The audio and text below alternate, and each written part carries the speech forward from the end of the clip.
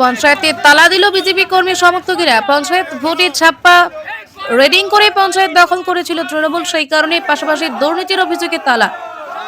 হিঙ্গলগঞ্জ বিধানসভা বিশপুর গ্রাম পঞ্চায়েতের ঘটনা। গতকালই হিঙ্গলগঞ্জ এলাকায় জিতেছে বিজেপি প্রার্থী রেখা পাত্র, আর আজ সকালে বিজেপি কর্মী সমর্থক বিশপুর গ্রাম পঞ্চায়েতে তালা মেরে বিজেপি পতাকা লাগিয়ে এবং ব্যানার দিয়ে দিল।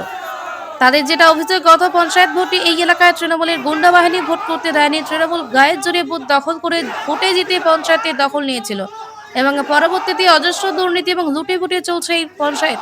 তাই এই পঞ্চায়েত তারা তালা মেরে দখল করলো।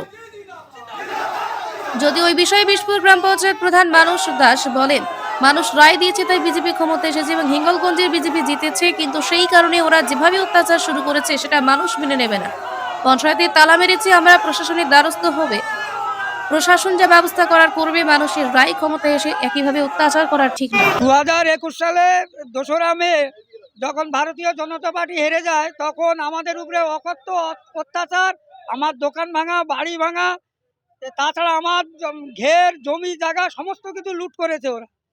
যার জন্য আজকের এই অশুভ শক্তিকে এড়িয়ে আমরা শুভ শক্তি দমন করতে এসেছি। এই শুভ শক্তিকে আমরা জয় করে আজকে আমরা বিশপুর পঞ্চায়েত অফিসে তালা মেরেছি। আর এই জিহাদিকে পঞ্চায়েত তৃণমূল কংগ্রেসের ছিল, কিন্তু ছাপ্পা মেরে ওরা দখল করেছিল। ছাপ্পা মেরে আজকে শহীদুল শেখ 85 নম্বর বুথে ছাপ্পা মেরে আমাদের পঞ্চায়েত দখল করে নিয়েছিল।